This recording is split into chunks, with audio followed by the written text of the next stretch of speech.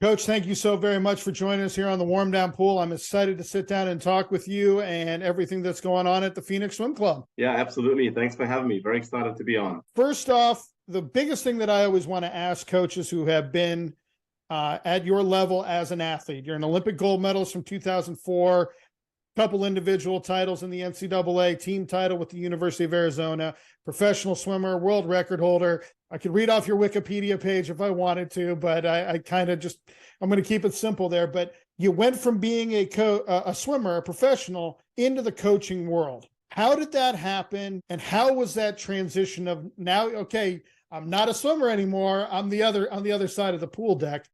But talk to me about how your journey into the coaching world really began. Yeah, so I think, making my way through college, I never really knew what I wanted to do once I graduated college. It was always that big question that a lot of, students have, like, what am I going to do? Am I going to use my degree? Am I going to do something else? I got to the University of Arizona my junior year, and that was really when coaching started to appeal to me.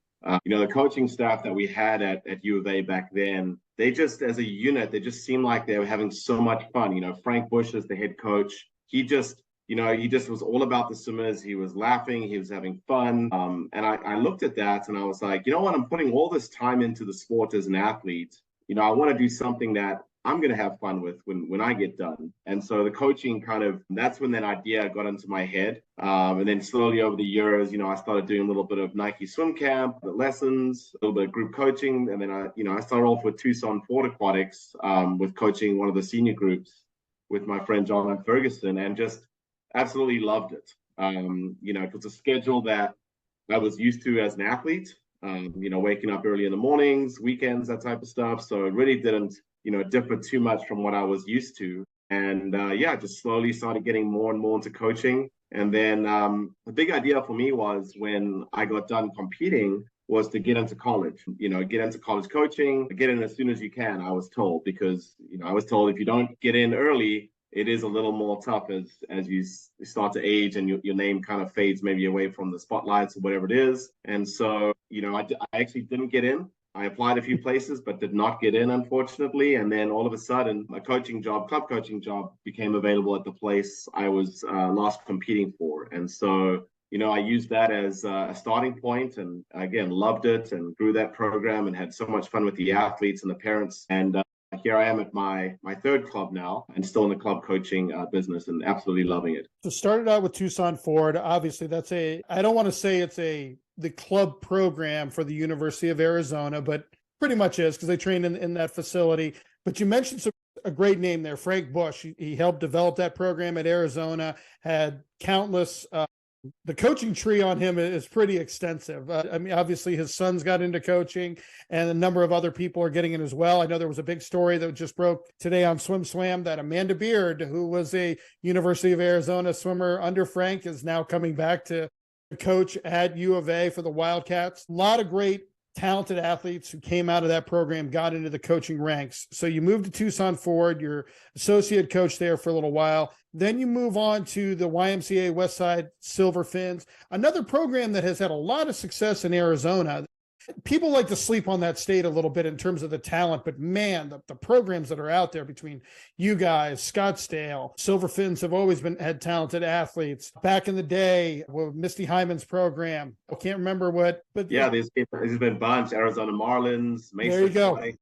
From Neptune. Yeah, there's some big teams out here for sure. When you got to the Silver Fins and you became a head coach, what were some of the things that you're sitting on the other side of the chair now, and you're sitting in the big seat, you're the head coach, so you're making all the decisions for the program. What were some of the things that caught you, I don't want to say off guard, but caught you by surprise? Like, wow, there's a lot more to this role of being a head coach that you maybe weren't expecting, but you adapted to. So kind of talk to me about sitting in the big chair, as we call it. Yeah, no, it's definitely a jump up in terms of where you're needed and how you're needed. I did not realize getting into this profession how much office work there was involved with the sport. You think of coaching and you immediately think of being on the deck with a stopwatch in your hand, yelling out splits and motivating and that type of thing. But yeah, as the head coach, the admin side is pretty extensive. I remember talking with Ray Luz I'd taken the job at Silver Fins, and he used to coach in Arizona, but I saw him at the Mesa Pro Series, or Grand Prix as it was known back then, about a year into my 10 years head coach at the Silver Fins. And I remember saying to him, like, basically venting to him, saying that, I did not realize there was this much admin. And I feel like the admin is pulling me away from the pool deck where I'm most needed or I most want to be. And he said to me, he says, yep, the head coaching gig that doesn't involve administrative work, when you find that job, you let me know, because I'm applying, kind of thing, So it was kind of funny, but yeah, it's very much admin involved, which I wasn't expecting. You become really a psychologist as well as a coach to the athletes. I mean, you're constantly dealing with, an athlete has an issue with this, the schedule doesn't line up with your schedule, but, they have these elusive goals that they want to obtain. So you constantly, just kind of evolving and working with the athletes. At the club level, you deal with parents a lot. Parents have issues. Parents have stuff they want to talk about. They have complaints. Everything under the sun, you're dealing with parents. Which I'll say for the most part, I've had, great interactions with parents at all the clubs that I've been at, including Phoenix Swim Club. But every now and then you come up against a parent that doesn't understand the sport or doesn't understand the decision you've made. And so it's explaining to them why it is we do it this way, or why it's always been done that way in swimming, or whatever it is. So yeah, there's a lot that goes on behind the scenes that, as an athlete, even for the many years that I competed, you don't realize are happening. And so, yeah, it is definitely a full-time job. I would say it's more than a full-time job, because your hours are into the weekend, on the holidays, over vacations. There's never really an off switch. So that is a challenging part of the sport, in learning how to switch it off and not think about swimming for a couple of days or even a couple of hours. But yeah, I would say those are the major things. With me coaching at the collegiate level, I started out in the club program, I've seen the differences between the two. And I love when athletes come to me and they say, I want to be a coach. I want to get into this. I want to do what you do. And I have always invited athletes to spend a week with me all day, as much as they could, especially around their classes, to see exactly what my day is. And I've had swimmers come up to me and say, oh, I can't wait to be a college coach. And one of my athletes is now the head coach at a Power 5 Division I program. So I'm very proud of that. But I've had numbers who've come up to me and go, Coach, your job is really boring. This is an office job. And I go, yeah, it's an office job where I don't have to wear a tie. So let's just call that a victory. And if I want to walk around barefoot on a pool deck, I can walk around barefoot on the pool deck. I try not to, but at the same time, I think people need to understand that as coaches, it's a struggle sometimes to separate our work jobs from our personal lives. Like, they blend. Like, I bring work home with me. I do my recruiting from home. I'm constantly looking at lineups at home when I should be with my family. Whereas other people, and I'm not saying every job's like this, but traditional office jobs, when you punch out, you go home, and you might have some stuff with you, and technology makes it a little bit easier for you to access work at home. But club coaches, especially, your hours can, especially in the summer, can be so crazy, because you could have a morning group and then you got time off in the middle, and then you've got an afternoon group, but yet parents are going to get a hold of you whenever they got your cell number, man. They're going to call you whenever. And I knew a coach that intentionally never hooked up a personal phone line.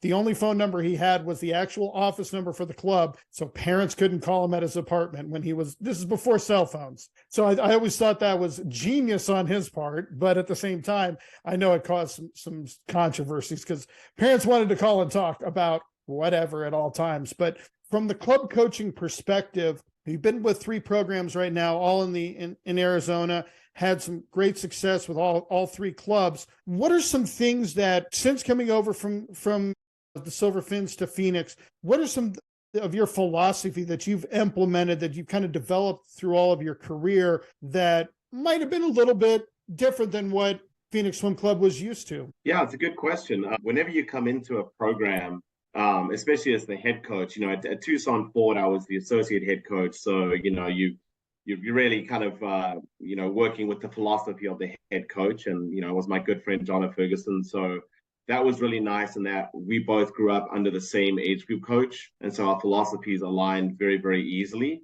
At the Westside Silver Fins, I trained at that program for almost 3 years before I took over as head coach. So I knew the program really well. And I actually I'm married to my wife, Claire, who grew up on the program too. So her parents started that program outside the Y and brought it into the Y. So I knew the history very, very well. And, obviously coming in, I knew what the club was used to and what it wasn't used to. So any sort of changes that, I was going to make and did make, I really did over a long period of time.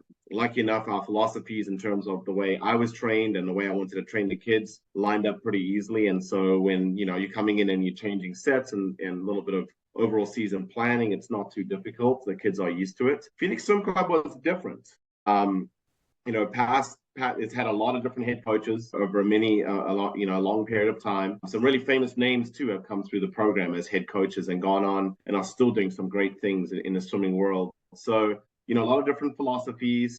Most recently, I would say it had a big change in philosophy in that, Garrett McCaffrey came through the program. And Garrett is very much, I don't know if you would call it race pace nowadays, but very much on the parametric scale of a philosophy of training athletes. And, I trained under Garrett for a little bit of time actually at Phoenix Swim Club. So I knew kind of the way he coached. And so there was that, right? He was training athletes a certain way. There were some other established coaches that were, their philosophies were a little bit different. So at one point at Phoenix Swim Club, you could actually choose which way to go. You could go the race pace method, or you could go the more traditional. And then over the years, I think it got blended more into one. And then when I came in, it was really, being run more in the traditional sense. And so that made it a little bit easier. But one of the things I've learned is that you've got to be very sensitive to how the swimmers have been coached in the past.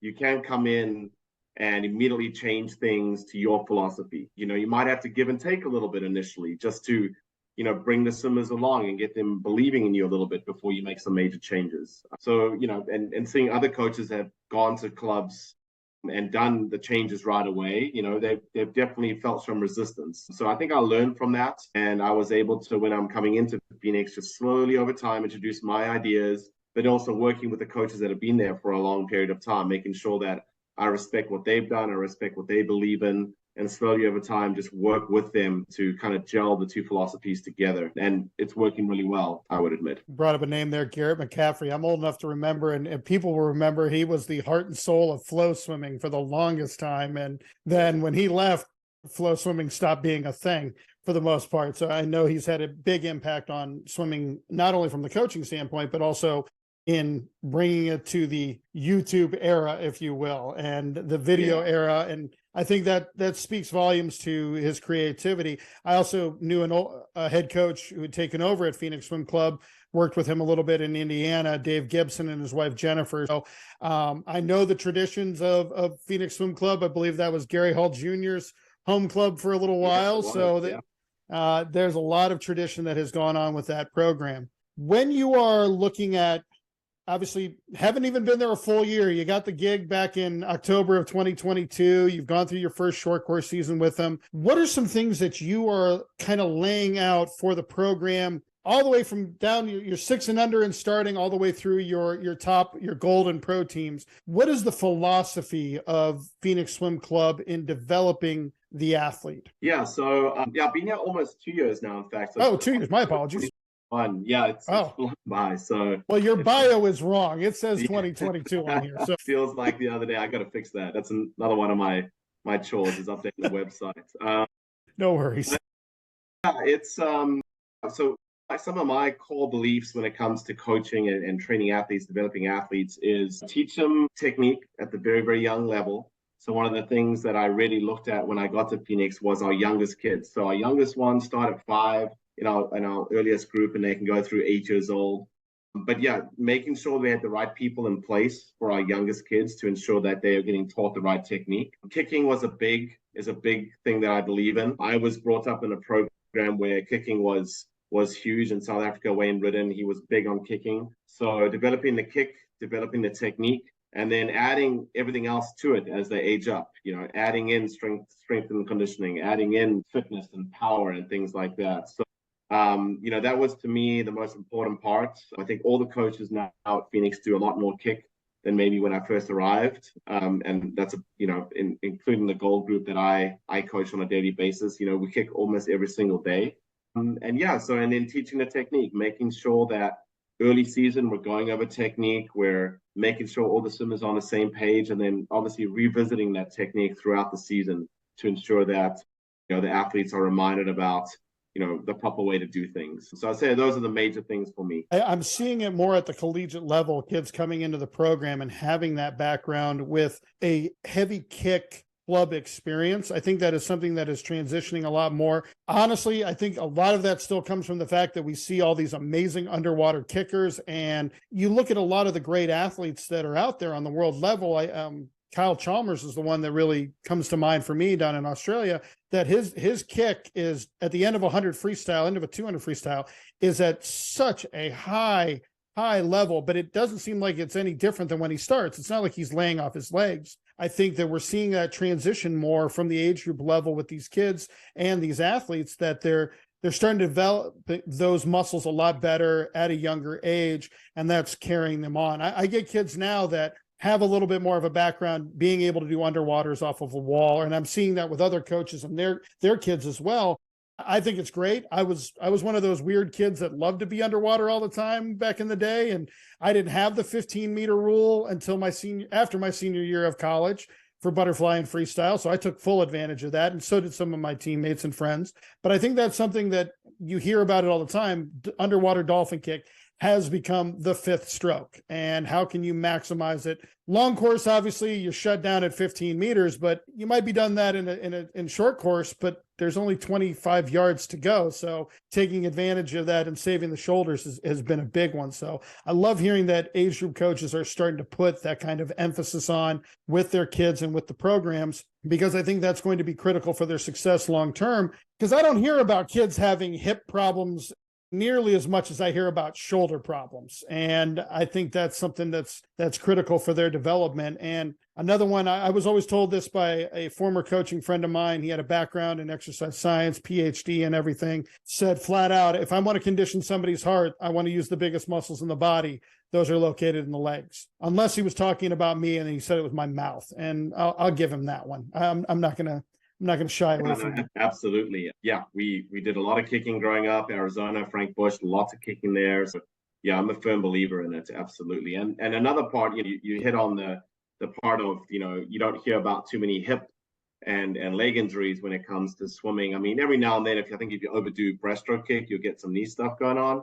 But, you hear about the shoulders all the time. And so, as young athletes coming up, their bodies are developing, we want to be sensitive to their shoulders and not overdo them. And then the other side for me too is, kicking their faces above the water. There's a social aspect to it too.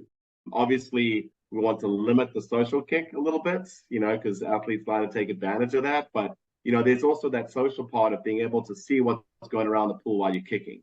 Obviously, if you're on a kickboard. As opposed to having your face in the water the whole time.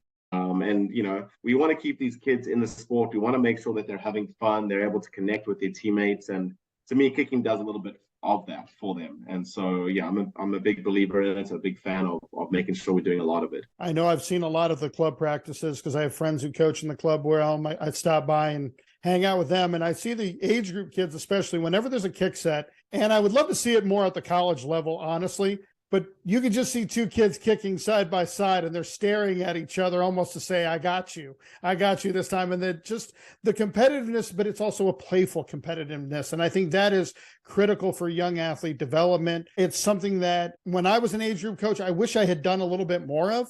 And hindsight's always 20/20. So when I retire from college coaching and I become an 8 and under coach again, because that's my life goal. I want to coach 8 and unders and 9 and 10s. I've said it on a couple other shows, but I think there's a lot of things that I've seen talking to other coaches and just how the sport has evolved so much that the kids are, you got to make it more enjoyable for them. You got to make it more fun. And collegiately, I'm discovering that as well, that it's a job. Yeah, they're getting a scholarship, they're getting paid, but at the same time, they're still 8 and unders. They just happen to be 6'1", 6'2" now. And they still want to have fun with everything. Absolutely. Now, you swam during a time, and you'll remember this very well, because I'm sure you were probably competing at the meet, but the super suit era, the 2008, 2009, and the world champs in the Olympics, and the jacked suits, the blue 70s, all of these things.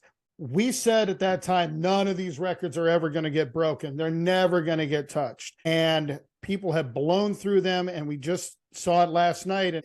Reagan Smith breaks the women's 200 fly American record held by Mary Moeller, who I knew her in Illinois when I was coaching as Mary DeSenza. And now it's got people thinking, can that women's 200 butterfly record, the world record, which was set in 2009, can it finally be broken? You swam during that time, you're coaching during this era. What are some things from a athlete or training? What are some of the biggest differences that you've seen from that time till now, that all those records are now pretty much gone? And I don't know about you, but I think it was like 39 world records at the 2009 World Championships between prelim, semis, and finals. It was something bizarre like that. But what have you seen has been the biggest change from your time, 2008, 2009 to now with the athletes? Yeah, there's, a lot of change.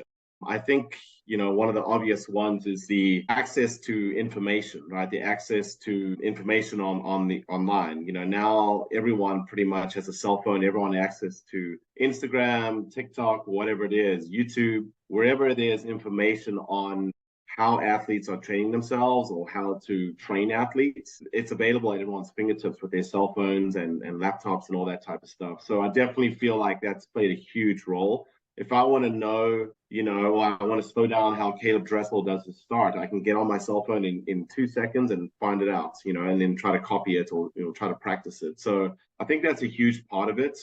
The suit era, it was definitely an interesting time. I wasn't someone that raced in the full body suit when I was before 2008. I was always a jammer guy, or was a guy from hips to, with legs on, hips to ankles. I really didn't enjoy something over my shoulders. And I tried a few times with a few different suits and just didn't enjoy it at all. And then in summer of 2008, when these super suits started coming out, I just, I realized how much of an advantage they were. The more fabric you had over your body, the faster you were going to be. And so I actually forced myself in the Tucson summer. I got an old suit and I wore it for like a month of training just so I could get used to it. And then I eventually swam with it for the first time in the Beijing Olympics. And what a difference it made. Just the buoyancy, the core tightness, everything like that just made such a difference. But one of the big differences I saw during that era was athletes didn't really need to be in the best shape when they were wearing those suits. It just physically, I'm not doubting they did some work behind the scenes in the pool, but physically they did not need to be in the best looking shape of their lives to swim fast. They put that suit on and everything got sucked in. Everything was more streamlined. You were more buoyant. It didn't really matter how much you weighed, really. You're just so buoyant in that suit. And you just seem to carry your speed for longer and at an easier effort than when you didn't have that suit on. And you saw athletes coming off that time with the same physiques, putting on a jammer or putting on a regular suit. And all of a sudden they were so much lower in the water. They were so much slower just overall. So it was really a unique experience going through that time. I was definitely one of them who believed that, these times are not going to get touched. But look at that, a couple of years later, and all of a sudden the first world records are getting broken again. And it's like that mentality, right? It's the women's 100 backstroke. No one thought a minute would ever get broken. And all of a sudden one person does it, and the floodgates are open. So we're seeing those times. I think there's, I think there's more times that are, post that era now, world records, than they were during that era. There's only a few world records left, so it'd be fun to see those go down here pretty soon. I know one of the big ones that I've talked with some coaches who have kind of transitioned from that is that they're seeing that athletes or swimmers are more athletic than they were 10, 15, 20 years ago. And I think I'm a firm believer in that. You see kids now, especially here in the United States, it was more prevalent internationally than it ever was here in the States, but you're seeing kids now who are doing a multitude of sports as a younger age, whether it's soccer, whether it's baseball, whether it's they started cross-country running at younger ages. I think that is something that has also played a factor into why we are seeing the swims that we're seeing now, because you're seeing kids who may have played American football, or they may have played baseball, or they may have played something else, but they got into swimming and they really started to develop in that. Whereas I had teammates who were internationally, they all started out, honestly, every single international guy I swam with in college started out with as a soccer player. They were a footballer. They were all going to play for their premier club of whatever country they came from. Didn't matter. And then when those dreams were shattered by the time they were 10, because they realized, hey, I'm way better in the water, but they still kept up the sport. They still kept up those skills. And I think that translated a lot better for them. I think we're seeing that now. We're seeing a lot more kids, even though as coaches, we'd love to have them just focus on swimming. I think it's important that they're getting that variety of sports as their background, because we're getting those athleticism. They're coming in with better flexibility. And you mentioned it, watching Caleb Dressel start. I mean, he talks about it. He doesn't watch other swimmers. He watches how a lion or a leopard or something like crouches for a kill or something. I think that's a little dark, but he's not wrong. He watches how the muscles kind of engage, and he's been able to translate that to what is probably, if it's not the greatest start. I think Bradley Tandy is another guy who has one of those amazing starts as well. I've talked with Sean Bryn about that because he knew Bradley before he got to, because he wasn't at Indian River when Bradley was there, and Adam Epstein who was at Kaiser University. And they've talked about how people have they focus in on the minor details in the internet and technology. I mean, friend can sit there with a phone and take a quick picture, quick video, and you can go back and watch it frame by frame of, I can see what my foot's doing. The swimmers overanalyze themselves so much that you almost want to pull them back and go, your pinky toe was fine. It's got good placement. I think you're all right. I think also, and you can speak to this, having kind of made that transition into coaching is evolving, and it's evolving at lightning speed. Because I've said it there. When I grew up, there was only really one way you swam, and that was lots of yardage, and that was it. But you're finding different methodologies, and coaches are becoming more open to adapting new styles. As a head coach of a major program, have you found that working with these athletes that you've been able to adapt your style of coaching, not getting rid of what you've always done, but kind of saying, okay, hey, maybe I can evolve this a little bit? Yeah, absolutely. Even myself, who, I consider kind of still newer in my coaching career, even I'm having a hard time keeping up with technology, just for example, like TikTok or something like that was launched quite a few years ago. I really haven't noticed it or got into it, and I don't post on TikTok. I just watch videos, but until last year, so it's definitely hard to keep up. And we spoke about the craziness of a head coaching job or a coaching job where you're just everywhere all day long. That also plays into it a little bit, trying to keep up with technology and further your education. Finding time to do that is definitely challenging. But yeah, as I've grown in my coaching career, obviously I have my fundamental things I believe in that I swam growing up and I did growing up as a swimmer. The athletes are different nowadays. They want results quicker. They want that. They want to get better quicker. They don't sometimes understand the process about doing things 6 times, or even 106 times before you get the way to do it, or you understand, or the habit is created. They want that habit created immediately. And so trying to explain to them is pretty difficult, and having them have the patience to work at it. And they don't want to know the failures. They want to know the successes right away. So that's definitely challenging. And that's where that psychology aspect of being a coach comes into it, is trying to explain that to them. And they all learn differently. Some of them learn one way, some of them learn the other ways. And so it's trying to really kind of learn them individually and learn the best way that they learn. So that's definitely challenging. But yeah, I would say, explaining why we do things. Not all athletes are going to just get prescribed to and they're just going to go ahead and do it. They want to know why we're doing it and what the effort level is and things like that. So I think, the athletes today are definitely different than, you and I and a lot of other coaches were when we were growing up. But that's the art of coaching. It's learning how to connect with each athlete. And like I said, learning their personality in a very quick amount of time too, because athletes move on. They want success. And if they're not seeing success, they'll move on pretty quickly.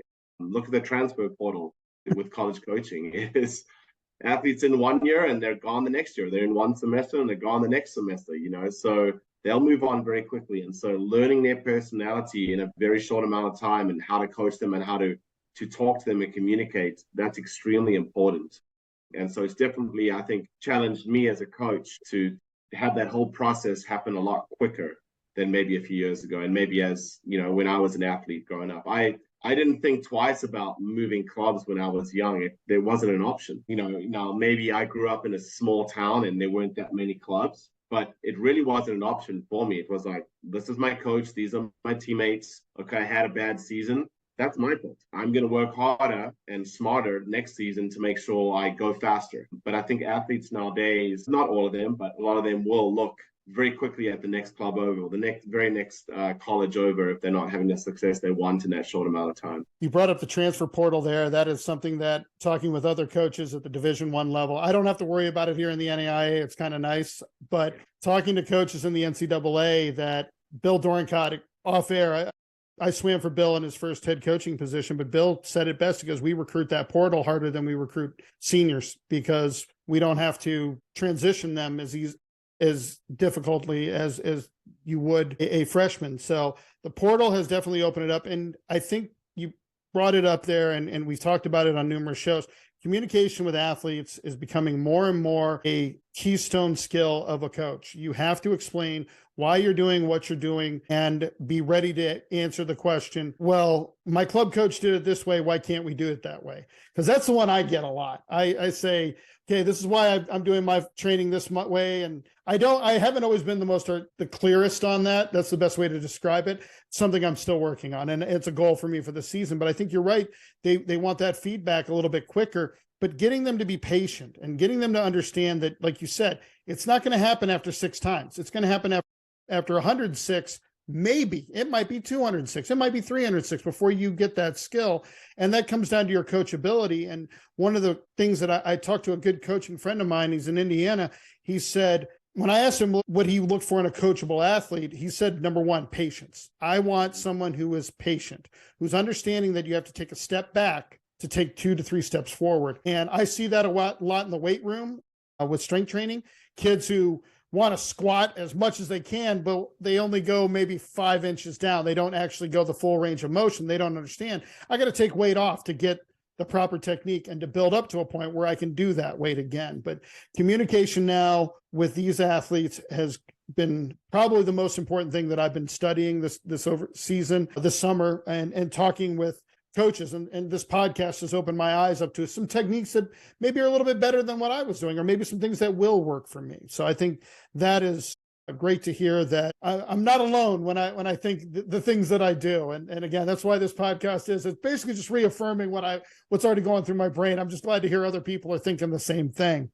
With the Phoenix Swim Club, what is your expectations for the club 5, 10, looking down the road for the program? You came on board in 2021, even though your bio says 2022, but what are the expectations that you have for the club going forward? Well, my first goal coming in was to, I want to be the best club in Arizona. That's the goal first. I think you have to win your state or win your city or whatever it is, depending on your location and how it's made up, before you can move on to, looking at sectionals and different regions of the country, junior nationals. So to me, I want to make Phoenix Swim Club the best swim team in Arizona. I want it to be the club that if anyone moves into the Phoenix area, Phoenix Swim Club is the club they look at first. I think, I'm not going to mention other club names, but I think it's been other club names for a long period of time. Don't get me wrong, I think Phoenix Swim Club has a wonderful tradition. It's been around for many years. And again, look at the athletes like Gary Hall and Roland Skuman and people like that, Real Lawson have come through, Giles Smith. There's endless names that have come through the club. But I want that young parent that's just moved to Arizona, or that young parent, the young family that they realize their kids have, graduated from Hubbard Swim School and they're looking for the next step up when it comes to competitive swim. I want Phoenix Swim Club to be the name that the parents are talking about mouth to mouth, when they're at swim lessons with another company or whatever it is. So that's my number one goal with Phoenix, to be the best swim team in Arizona. And I think once we've accomplished that, then it's moving on to, hey, can we win sectionals and do it on a consistent basis? I think that's really important. And then eventually junior nationals and eventually nationals. So I think with the setup that we have, the location that we're at, I think there's no reason we can't do that. I think the club has grown under my tenureship already. but I think we can grow even bigger. I think we can be smarter with the water time that we have. And I think we can really expand on what's already being created. But for me, it's making sure that, I've got the buy-in from the athletes, I've got the buy-in from the coaches. And in my first 2 years, I've really felt like I do have that. And I think we saw our first success, real success in the state of Arizona this spring when we won our senior state meet. And it was a really fun experience to go through that with the athletes. And I think the other coaches have seen the success on the senior side. And I think they're realizing that, something great is getting built here. And I feel like we have a lot of good momentum moving forward with that. That's great. And you brought up a name there, and Roland Schoolman. Obviously, I'm looking at I don't know. You said the website needs updating. He's listed as an assistant coach, but he's a former teammate of yours, a fellow Olympian, 2004, Olympic gold medalist 4x1, first team ever that wasn't the United States to win it. Or Australia, because I think they had won it in 2000. So he's on staff with you, helping you out, assistant coaching, but good sized staff that you guys have listed here. How are you able to manage your staff, and how often do you guys meet? What do you guys talk about? Walk me through a day in the life of the Phoenix Swim Club staff. Yeah, I've got some fantastic staff. Absolutely. A lot of staff with some great many years of experience. Some have been coaching longer than I've been alive. Mike Magzuga has been coaching for over 40 years. Coming in and being the head coach, it was definitely challenging. They didn't know a lot about me. We'd seen each other at meets and said hi, but they didn't really know a lot about me. His brother, Ken Magzuga, has been coaching just less than 40 years, So I came in there, and it definitely took some time. I think we both took some time to grow to trust each other. I fully trust them with what they're doing now, and I believe they are pretty close to fully trusting me now. But yeah, it's been great learning from them. Mike and I work together a lot. We coach together each day, the gold group, and we were in the office quite often.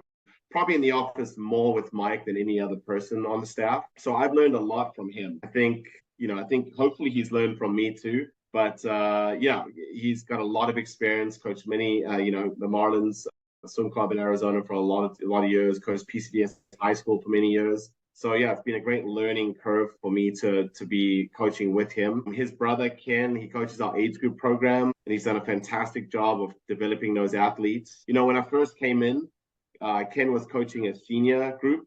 And then also an age group, but he was our head age group coach. So one of the major changes I made was, I need you with the age groupers. If you're going to hold this title and you're going to develop our age group program, I need you over there. And he was happy enough to go down there, and he's doing a great job now developing 2 of the age groups with some of the other coaches around him. But yeah, it's to be honest, the staff is very much kind of on autopilot. They know what they're doing. They've been coaching for a long time. As slowly as I bring more coaches in, new coaches, I'm having to spend more time with them and developing them. But the coaches that I've inherited are really self-sufficient. I don't have to be really around them too much. I'll check in with them on deck each night. After I get done coaching, I normally hang around for an hour to an hour and a half, making sure that I'm available to parents, making sure that I'm available to the other coaches and the swimmers. So that's been really nice for me to be able to do that. I set aside some time. I actually don't get on my computer as often as maybe I did in the past, and I really just walk the deck.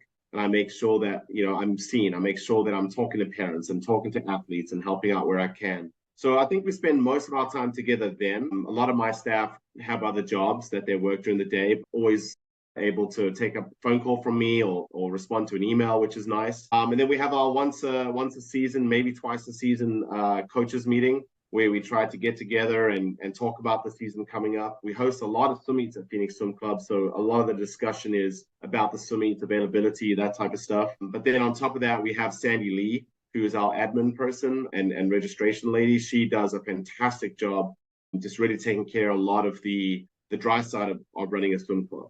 And her and I kind of share the responsibilities of that part. But she's been with Phoenix Swim Club for over 20 years. So there's people that I get to rely on a lot and use their experience. And so that's definitely made the job a lot more easy, kind of learning the ropes slowly as I go, as opposed to coming in and needing to know everything right away. That's great to hear. I know with some clubs, you have such a large staff and communication becomes critical, but yet you have some clubs that, yeah, you don't have a particularly large staff, but you got people like you mentioned, they have real jobs. Swimming is more of their side gig or coaching, I should say. And I think it's important that if you're able to, as a coaching staff, really trust one another and believe in what the overall mission is for the program, that's where success comes. It's believing and trusting the process, because if you believe in it, your coaches believe in it, then your athletes are going to buy in as well. And I see it a little bit more at the college level than I did at the club level. When I coached club, I was the head age group coach. There was the head coach, and there was one volunteer that helped with me and one volunteer that helped with him, and that was it. And the only time I ever saw my volunteer is when he showed up for practice. So we had to get up to speed pretty quick. So I think that's great, though, that it sounds like you guys are really starting to work together and with this amount of time to develop an identity for the program. So kind of closing it out, one last question I really have for you guys as a program is, what are some of the goals that you have for your athletes kind of moving forward? And I'm talking about not just your pro level or your gold group, your top end. I'm talking about your age groupers as well. What are some things that you want them to get out of their experience with the Phoenix Swim Club? Yeah, no, I think, those athletes coming up, they're their future. So like I said, I do spend a lot of time in making sure that I'm available to them, kind of coaching them a little bit. But I think it's, first of all, it's having fun. I mean, sport is supposed to have fun. So when they're at that younger age group, I'm really trying to install that work ethic, that happiness, that team chemistry, to make sure that, they're happy where they are and they're developing and making friends as they go through the different ages. So I think that's really, really important, because a lot of them, until they hit that high school level, swimming may not be the most important thing for them. It might just be an activity that they do and they have a little bit of fun when they come to practice. So, you want to make sure that when they do start to specialize in what they do when they get to high school, that swimming becomes on top of their list of priorities. It's, hey, swimming is my sport. This is what I want to do. But when they're, 8, 9, 10, 11, 12, they don't really know yet, and they may be doing other sports. So I want to make sure they're having fun. I want to make sure that they're proud of where they swim, specifically Phoenix Swim Club. One of the things that I noticed coming in was we didn't have a lot of team apparel. There wasn't meet t-shirts and things like that. And that was one of my goals coming in. I was like, I need to see when the kids are doing dryland on deck, when they're arriving for practice, I need to see them wearing Phoenix Swim Club apparel. And so I've been pushing the apparel pretty hard the last couple of years. Every championship season now, when the kids get ready to go to state or sectionals or whatever it is, they get a t-shirt. And I think that's really helped kind of install that pride when it comes to who they're representing. And now when I look on deck for dryland or just when they're walking in for practice, I'm seeing the Phoenix Swim Club t-shirts a lot more than when I first walked in. So that was a goal of mine, and I think it's working really nicely that, they're proud of who they're representing now. That's a critical one, I think, for the club level, that we see it all the time at college. And you remember your days at Arizona, you walked across that campus wearing that Wildcat swag, and you had that pride and that UA. I did it where I went to college. We promote it heavily here at UC, at Cumberland's where I'm at. I tell people all the time, if I see you wearing another school, we're going to have a conversation on a pool deck, and you're not going to like how it's going to end. And I got a lot of fans of UK on my team, so I have to remind them, you don't swim for UK. If you did, you can wear their stuff. But I think you're with the club, but at the club level, you see it a little bit less, because it's more of an individual sport. You're not swimming dual meets, you're not swimming team competitions. Yeah, you're looking for the points. You want to win a team championship for senior state or age group state, but because of how many events and how many age groups, it's a lot harder to get uber excited about it. Whereas collegiately or high school, it's a whole different ballgame. It's really more intense with that.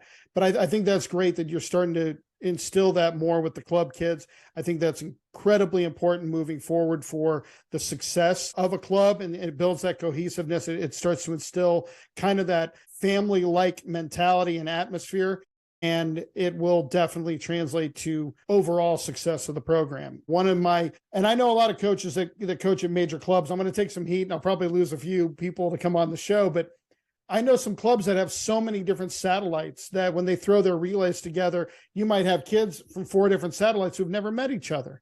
And how do you build an identity that way? And I'm not saying it's a bad thing, because you're building success, but it becomes a little bit harder. And I get a lot of those kids that are on the E and D relays who come to my school because it's a chance to be a part of something. So instilling that when they're young and all the way through up until their the senior group, gold level, whatever you guys call it, it helps in that transition to the college level so much.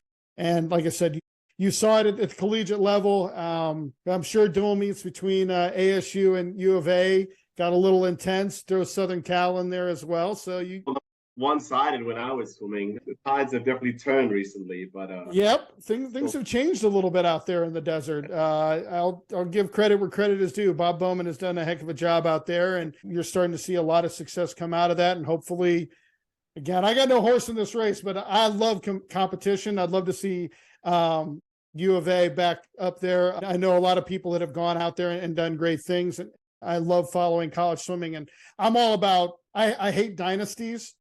I love seeing people take the throne, if you will. That's a big one for me. So, absolutely. All right, Coach, we got our last segment. We call it 650s on the top. I'm going to give you two things. Give me this or that. Are you ready? Sure. All right, here we go. Would you rather go fishing or go kayaking?